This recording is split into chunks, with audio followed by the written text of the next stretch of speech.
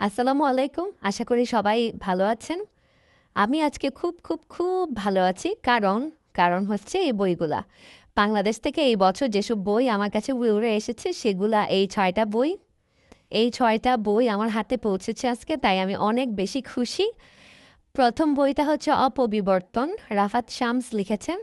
আর ২য় বইটা সাদ আহমেদের লেখা 'দেখাও দেখা'। এই ২ টা বই আমি কিনেছি আসাদুজ্জামান জয় ভাইয়ের রিকমেন্ডেশনে। আমি অনেক দিন ধরে জয় ভাইকে ফলো করি। এই ১ম ওনার রিকমেন্ডেশনে বই কিনেছি। আশা করি ভালো হবে বইগুলা।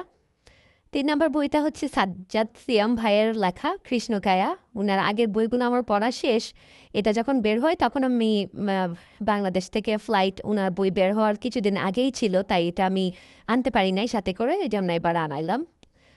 তারপরে ৩ টা বই হচ্ছে সাখাওয়াত ভাইয়ের লেখা বিভাবরী বিভাবরী সরি আমি ভুল উচ্চারণ করছি। আর এটা হচ্ছে মৃগয়া, একটা হচ্ছে সুবর্ণ রাধিকা। হচ্ছে আমি ১ম ওনার লেখা পড়ার জন্য বইগুলো কিনে এনেছি। আশা করি আশাহত হব না। দেখা যাক বইগুলা। আমি কখন এই বইগুলো পড়বো আমি খুবই এক্সাইটেড।